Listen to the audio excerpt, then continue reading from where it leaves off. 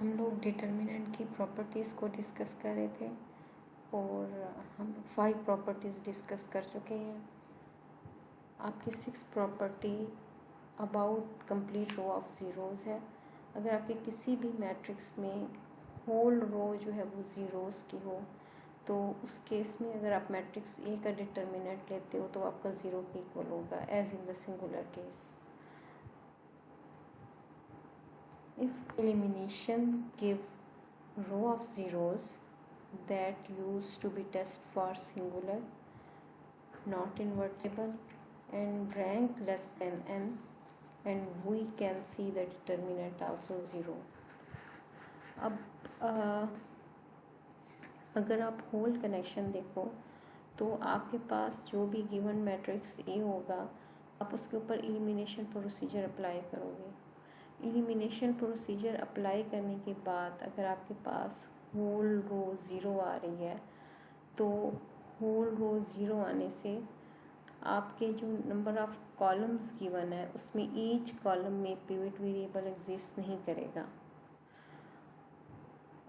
जो आपका pivot variables, number of pivot columns या पिवट वेरिएबल्स होते हैं वो आपके मैट्रिक्स के रैंक के इक्वल होते हैं। अगर आपका सी मैट्रिक्स 4x4 ऑर्डर का है और आपके पास 1 फ्री कॉलम है तो उस मैट्रिक्स का आपका रैंक 3 होगा। तो अगर आपका मैट्रिक्स का रैंक आपकी जो मैट्रिक्स का ऑर्डर है उससे लेस हो तो उस केस में आपका मैट्रिक्स सिंगुलर होगा या नॉट इन्वर्टेबल होगा। तो अगेन अगर एलिमिनेशन के बाद कंप्लीट रो ज़ीरो आ रही है तो इट मीन्स कि आपके तमाम कॉलम्स जो हैं वो इंडिपेंडेंट नहीं है, उसमें एटलीस्ट 1 कॉलम ऐसा ज़रूर एग्जिस्ट कर रहा है जो आपके प्रीवियस जो कॉलम्स हैं उनका कम्बिनेशन है, यानी आपके पास इंडिपेंडेंसी की जो कंडीशन है वो अचीव नहीं हो रही।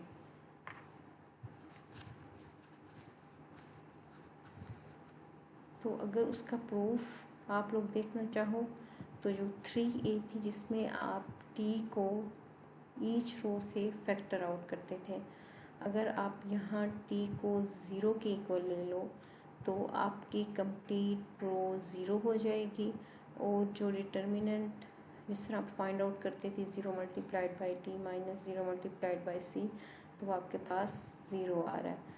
इट मीन्स कि आपका जो गिवन मैट्रिक्स का डिटर्मिनेंट फाइंड आउट कर रहे हो ये आपके पास सिंगुलर है।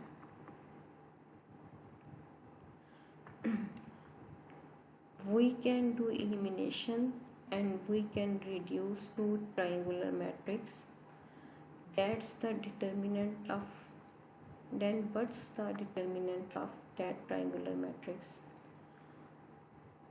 अब आपके पास कोई भी मैट्रिक्स से ए गिवन था, आपने एलिमिनेशन स्टेप्स के बाद उसको एल यू की फॉर्म में फैक्टराइज कर लिया। आप लोग इससे पहले एल यू की फॉर्म में फैक्टराइज करने का मेथड कम्प्लीटली देख चुके हो। जब आप उसे एल यू की फॉर्म में फैक्टराइज करोगे तो जो आपके पास यू मैट्रिक्स आता है उसमें अपर ट्रायंगुलर फॉर्म बन रही होती है, ठीक है। अपर ट्रायंगुलर फॉर्म में यहाँ आपके पास डायगोनल में पिवट्स होंगे और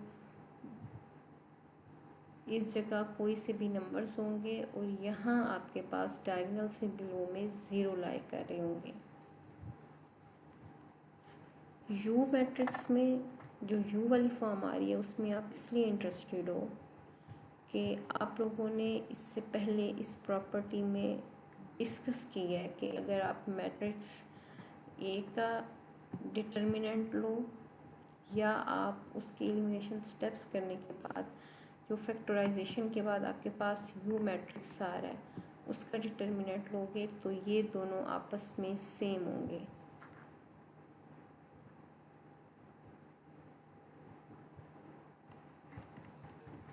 इसीलिए आप यहाँ जो यू मैट्रिक्स है उसमें इंटरेस्टेड हो, बिकॉज अगर आप यू का डिटर्मिनेंट फाइंड आउट कर लोगे तो वो सेम जो गिवन मैट्रिक्स ए था जिसको आप रिड्यूस करके इस फॉर्म में लाए हो उसकी इक्वल होगा।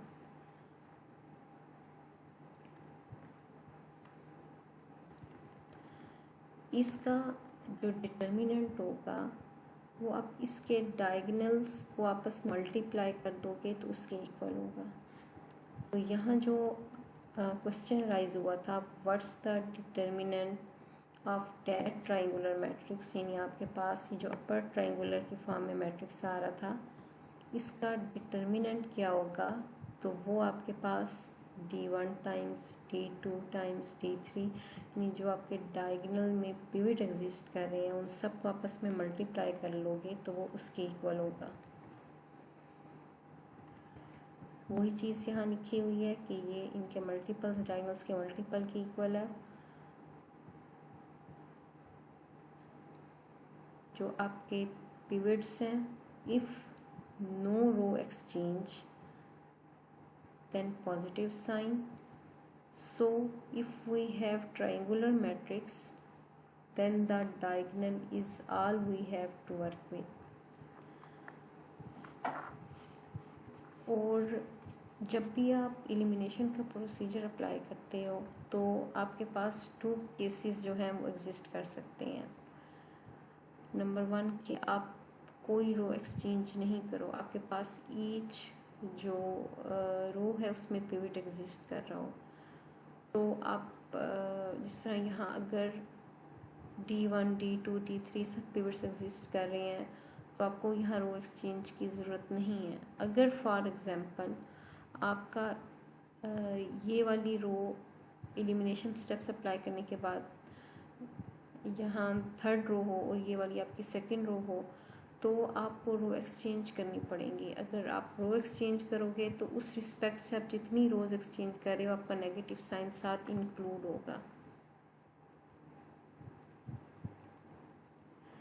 If we have any n by n matrix and want to compute determinant, then way would be to elimination, make it triangular and take the product of pivots. अब इस property से आपके पास proper जो determinant find out करने का method है वो आप उसको डिफाइन कर चुके हो कि वो आपके पास किया है। इससे पहले आप लोगों ने जो डिटर्मिनेंट का मेथड था वो जो आप लोग यूज़ करते रहे हो उसमें जस्ट आप a d minus b c करते थे, लेकिन नेक्स्ट में जो आपने रिसेंटली डिड्यूस किया कि आप डिटर्मिनेंट किस तरह फाइंड आउट करते हो, उस केस में आपने जब भी कोई भी ऑर्डर आपको मैट्रिक्स का गिवन है, से 4x4 7x7 या आपके पास कोई भी ऑर्डर हो सकता है, आप अगर मैटलैब से भी कंप्यूट कर रहे हो तो मैटलैब इसी तरह कंप्यूट करती है। वो आपके गिवन मैट्रिक्स ए पर एलिमिनेशन का प्रोसीजर अप्लाई करती है। एलिमिनेशन का प्रोसीजर अप्लाई करने के बाद जो आपका मैट्रिक्स ए एल यू की फॉर्म में फैक्टराइज होगा तो आप यू मैट्रिक्स में आपकी अपर ट्रायंगुलर फॉर्म आ जाएगी। आप जस्ट डायगोनल्स को आपस में मल्टीप्लाई कर लोगे, या जितने भी आपके पिवट्स आ रहे हैं उनको अगर आपस में मल्टीप्लाई कर लोगे तो वही आपका मैट्रिक्स ए का डिटर्मिनेंट होगा।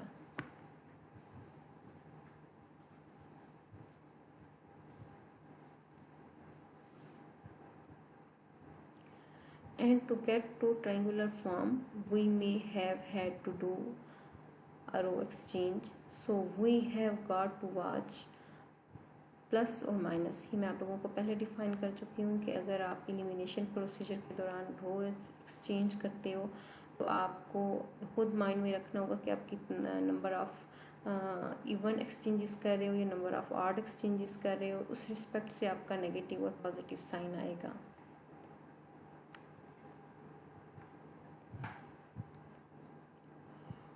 अब इस चीज़ को आप प्रूफ कैसे करोगे कि आपके जो ए की फॉर्म यू में रिड्यूस होने के बाद आपका determinant of A just you के डायगोनल्स को मल्टीप्लाई करने से आ जाएगा। तो इस चीज़ के प्रूफ के लिए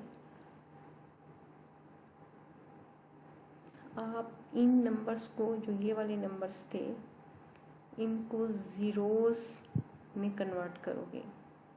ये हम लोग उसका पिछली जो आपके पास 7th प्रॉपर्टी थी उसका प्रूफ देख रहे हो, आई थिंक 7th थी, हाँ जी 7th प्रॉपर्टी का प्रूफ देख रहे हो। तो यहाँ इन एंट्रीज़ को ज़ीरो करने के लिए आप वही जो सेम प्रोसीजर एलिमिनेशन का अप्लाई करते हो कि ईच रो को किसी भी आई को आप किसी स्केलर से मल्टीप्लाई करोगे और जिस रो में आप यहाँ 0 0 करना चाह रहे हो उससे सब्ट्रैक्ट कर दोगे। तो जो नंबर है राइट नंबर वो आप लोगों ने खुद डिसाइड करना है कि किससे मल्टीप्लाई कर कर आप किस रो से सब्ट्रैक्ट करोगे तो आपके पास ये ज़ीरोज़ होंगे। तो आपके पास जो अब मैट्रिक्स आ जाएगा वो इस फॉर्म में आ जाएगा। और अगर आप लोगों ने पहले जो डिस्कस किया था, ये आपके पास रो रिड्यूस्ड एशिलॉन फॉर्म थी, ठीक है। अब जिसमें ईच जो पिवट था वो 1 के इक्वल था और पिवट से अबव और जो बिलो हैं वो ज़ीरोज़ थे। अब यहाँ आपके जो डायगोनल में पिवट्स आ रहे थे उनको आप ईच रो से फैक्टर आउट कर रहे हो, D1, D2, D3, D4, D5। आप कौन सी प्रॉपर्टी यूज़ कर रहे हो, 3A,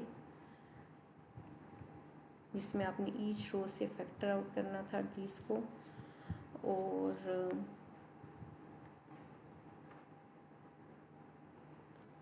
उसके बाद जो फर्स्ट प्रॉपर्टी थी जिसके अकॉर्डिंग जो आइडेंटिटी है वो आपकी 1 के इक्वल होती है, उसका डिटर्मिनेंट, तो इसका 1 के इक्वल आ जाएगा आपका डिटर्मिनेंट। तो आपने ये चीज़ प्रूफ कर ली कि जब भी आप ए को यू की फॉर्म में रिड्यूस करोगे तो जस्ट पिवट्स को अगर मल्टीप्लाई कर दोगे तो वही आपके पास डिटर्मिनेंट आएगा। अब इस केस में जो आपने प्रॉपर्टीज़ यूज़ की, 5th प्रॉपर्टी भी यूज़ की,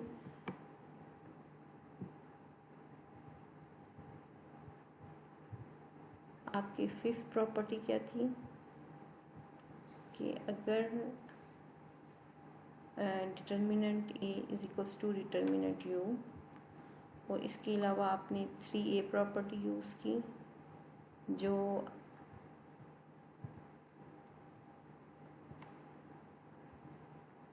आपकी रो की लीनियर प्रॉपर्टी थी, और फर्स्ट प्रॉपर्टी इसमें आपका आइडेंटिटी जो है वो 1 के इक्वल था। इन 3 प्रॉपर्टीज़ को यूज़ करते हुए आपने जो यहाँ 7 प्रॉपर्टी है इसको प्रूफ किया।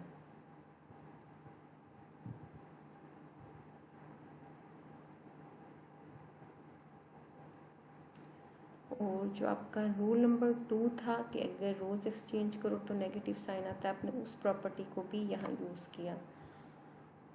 तो अगर आपके पास ये केस आ जाए, if some d's are zero, यानी आपकी किसी रो में जो पिवट है वो ज़ीरो के इक्वल आ जाए, जो ये आपके डीज डायगोनल में आ रहे थे, ये वाली D1, D2, D3, D4 से फॉर एग्जांपल अगर आपके पास D2 ज़ीरो के इक्वल आ जाए, अगर कोई भी पिवट आपका ज़ीरो के इक्वल आ जाएगा तो उस केस में आपके पास होल रो ऑफ ज़ीरो जो है वो अटेन होगी विथ एलिमिनेशन।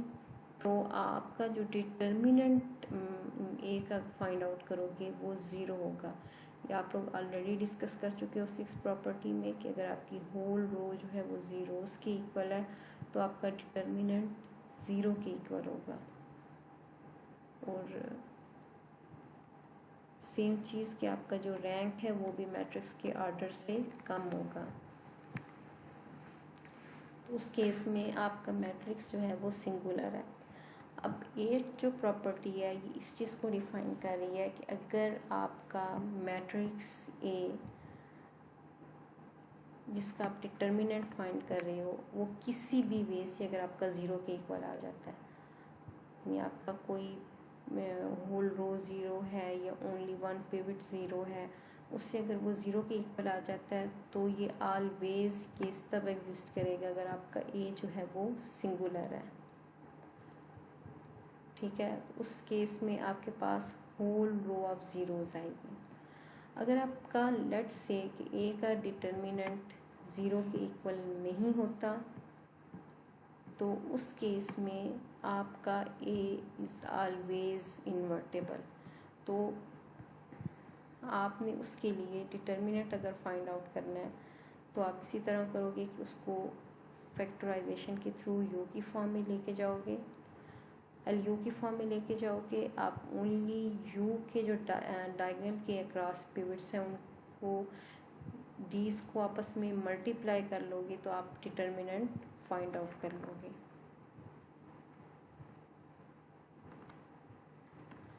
तो ये जो आपके पास डिटर्मिनेंट फाइंड आउट करने का मेथड आया ये मोस्ट प्रैक्टिकल है दैन प्रीवियस वन जो a b minus c d था। ये वाला मेथड आपके पास मोस्ट प्रैक्टिकल है।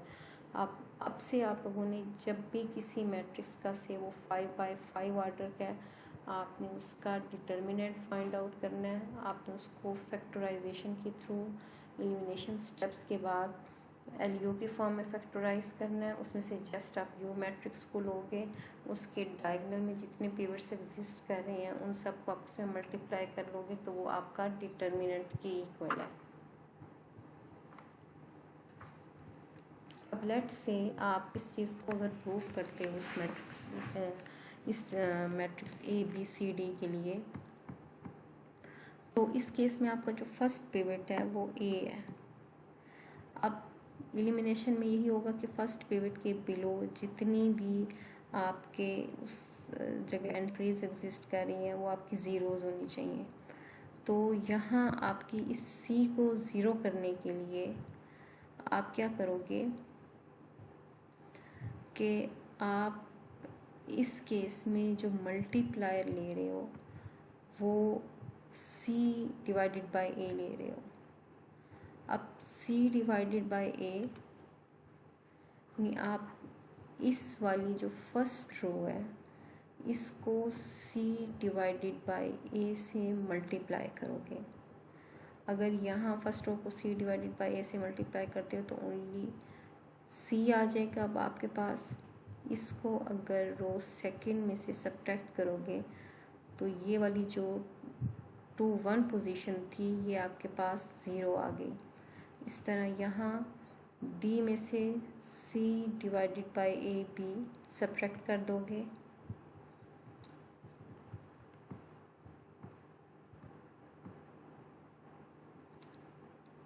अब जब a को आप मल्टीप्लाई करोगे d minus c over a b से तो ये आपके पास ए डी माइनस यहाँ ए से कैंसिल हो जाएगा तो आपके पास बी सी आ जाएगा।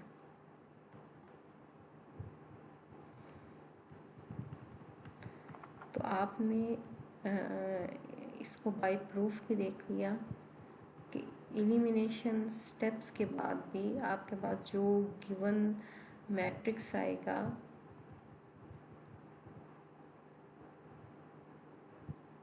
तो एलिमिनेशन स्टेप्स के बाद जो मैट्रिक्स आ रहा है अगर आप उसका डिटर्मिनेंट लोगे तो वो आपका मैट्रिक्स ए के डिटर्मिनेंट के ही इक्वल है। If A is equals to zero then we will do the row exchange. अगर first pivot for example zero हो तो आपको रो एक्सचेंज करनी होगी। अगर एक्सचेंज से भी आपका पिवट ज़ीरो मीन्स अगर if exchange does not work then case is singular.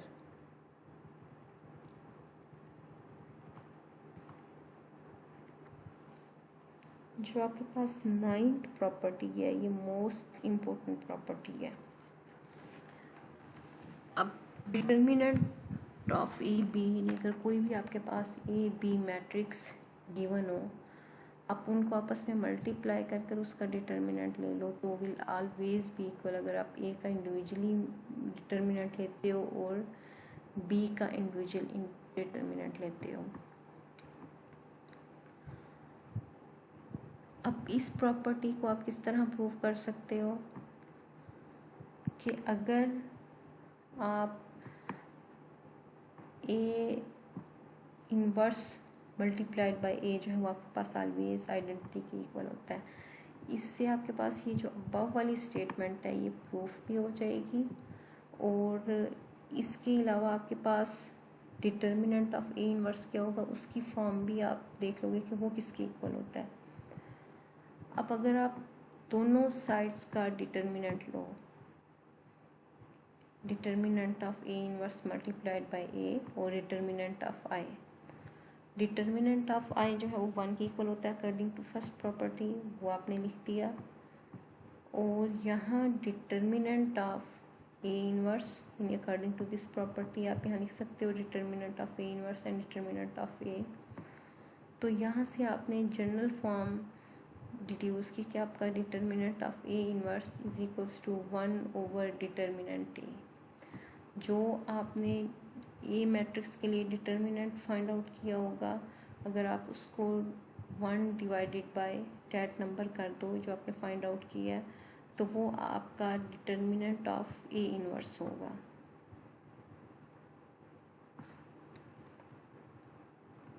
यहाँ पे इस केस में भी देख सकते हो कि अगर आपके पास गिवन मैट्रिक्स 2 0 0 3 हो तो इसका जो आपके पास इन्वर्स आएगा वो 1 ओवर 2 एंड 1 ओवर 3 और ये ज़ीरोज़ एज इट इज़ रहेंगे।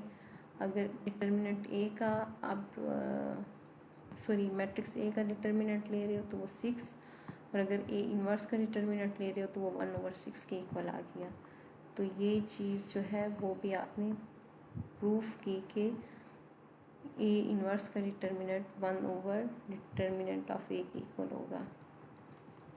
इस तरह अगर आपने determinant of A square matrix find out करना हो, यानी कोई भी मैट्रिक्स ए हो अगर आप उसका स्केयर ले रहे हो, आपने वो उसका डिटर्मिनेंट फाइंड आउट करना है, तो वो आपके पास डिटर्मिनेंट ऑफ ए और होल स्केयर इक्वल होगा। यानी आप जस्ट मैट्रिक्स ए का डिटर्मिनेंट फाइंड आउट कर लो और फाइंड आउट करने के बाद आप उसका स्केयर ले लोगे तो आप फाइंड आउट कर लोगे। अगर मैट्रिक्स ए की ईच जो नंबर है उसको आप डबल कर रहे हो, यानी आपने determinant of 2a find out करना हो, तो वो किसके इक्वल होगा। अगर आप आंसर ये करते हो कि वो 2 डिटर्मिनेंट ऑफ ए के इक्वल है तो ये आपका आंसर रॉन्ग है। ठीक है, अब हम लोगों ने जो थर्ड प्रॉपर्टी पढ़ी थी लीनियरिटी की प्रॉपर्टी, लीनियरिटी रो की प्रॉपर्टी, उसमें आप ईच जो रो थी उसको जिस कांस्टेंट नंबर से मल्टीप्लाई कर रहे थे उसको आप फैक्टर आउट करते थे। तो यहाँ आपकी इस केस में अगर वो 3x3 का मैट्रिक्स है तो 3 रोज़ में से आप 2 को फैक्टर आउट करोगे, ऐसे ही होगा। तो यहाँ आपके पास 2 raise power n multiplied by determinant of A, यानी जितनी आपके पास रोज़ हैं उतनी ही आपकी 2 की पावर आएगी और इसको अगर डिटर्मिनेंट ऑफ ए से मल्टीप्लाई कर दोगे तो ये वाला जो आपका है डिटर्मिनेंट 2a के इक्वल आ रहा है।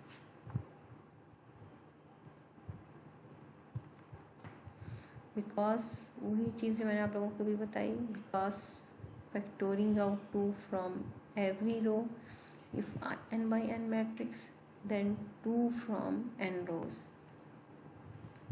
जो 10th प्रॉपर्टी है वो आपके पास कि अगर आप ए ट्रांसपोज का डिटर्मिनेंट ले रहे हो तो वो आपके पास ओरिजिनल मैट्रिक्स ए के डिटर्मिनेंट के ही इक्वल है।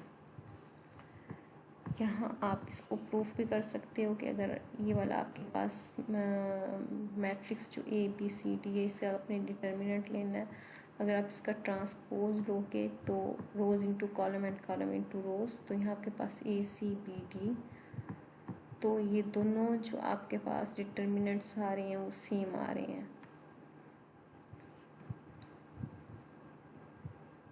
लेकिन इस प्रॉपर्टी से जो इम्पोर्टेंट चीज़ आई आपके पास वो ये आई, before we are working with rows, if whole row is zero then determinant of A is 0.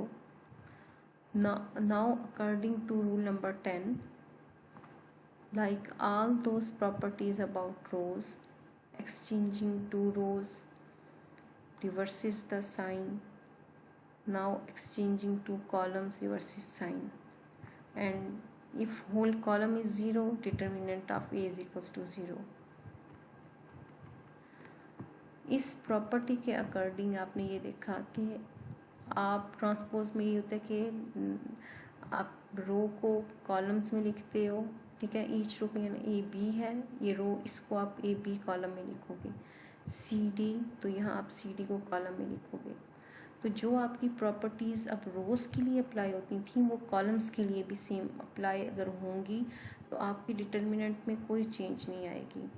जिस तरह आपकी जो ये प्रॉपर्टी थी रो के लिए, whole row is zero then determinant is zero. अब अगर ए एंड ए ट्रांसपोज का डिटर्मिनेंट सेम है तो अगर आपके पास होल कॉलम ज़ीरो है तो भी आपका डिटर्मिनेंट ऑफ ए ज़ीरो होगा। इस तरह जो आपके पास रो एक्सचेंजिंग की प्रॉपर्टी थी कि अगर आप टू रोज़ को एक्सचेंज करते हो तो नेगेटिव साइन आता है। According to this property transpose और ओरिजिनल मैट्रिक्स ए का डिटर्मिनेंट सेम है, तो अगर आप टू कॉलम्स को एक्सचेंज करोगे तो भी आपके पास साइन चेंज होगा। तो जो रोज़ के लिए अप्लाई करे थे वो अब आप कॉलम्स के लिए भी अप्लाई कर सकते हो, because after transpose those rows becomes columns, we can do column operation.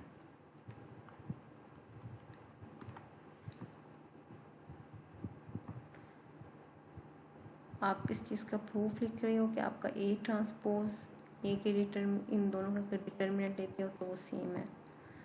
Factorisation के बाद ए आपका एलयू में फैक्टराइज हो जाएगा। इस तरह ए ट्रांसपोज, अब इस जगह आप ऑर्डर रिवर्स लिखोगे तो U T L T according to property 9 आप यहाँ 9th प्रॉपर्टी आपके पास यही थी कि अगर आपके पास ए बी हैं मैट्रिसेस और आप उनका डिटर्मिनेंट ले रहे हो तो determinant of A times determinant of B के इक्वल होगा। तो इसी के अकॉर्डिंग आपने इसको इस तरह लिखा, ठीक है। जो u है इसमें आपके पास डायगनल्स में तमाम L में आपके पास डायगनल में तमाम जो है वो वंस होते हैं। इस तरह LT में भी आपके पास डायगनल्स में 1 होंगे। तो यहाँ 1 की जो लोअर साइड होती है उसमें नंबर्स होंगे, लेकिन यहाँ ट्रांसपोज में 1 के अपर साइड जो है उसमें नंबर्स होंगे। तो आप तमाम डायगनल्स को मल्टीप्लाई कर लोगे तो वो तमाम 1 है डायगनल के क्रॉस, तो ये चीज़ आपके पास 1 की इक्वल आ जाएगी। तो यहाँ से u transpose is equal to u, यानी आप इन दोनों का अगर डिटर्मिनेंट ले रहे हो तो वो सेम आएगा। आपने इसी तरह करना था ना, फाइंड आउट करना था किसी भी मैट्रिक्स के डिटर्मिनेंट को कि आपने एलिमिनेशन स्टेप्स करने के बाद जो u के अक्रॉस डायगनल के अक्रॉस आ रहे थे पिवट्स उनको मल्टीप्लाई करना था, तो वो आपका डिटर्मिनेंट की इक्वल होगा। L is lower triangular matrix with 1 in the diagonal, ठीक है, जो मैं आपने आप लोगों को ऑलरेडी बताया। And LT 1 in the diagonal but non-zero flipped on the other side of diagonal। And it does not matter, ठीक है, वो ऊपर हो या नीचे हो, लेकिन आपने मल्टीप्लाई ओनली डायगोनल के क्लास जो नंबर्स होते हैं उनको करना होता है। तो आई होप कि आपको क्लियर हो गया होगा। नेक्स्ट लेक्चर में हम लोग क्रामर्स रूल और देन अगेन आइगन वैल्यूज़ को डिस्कस करेंगे।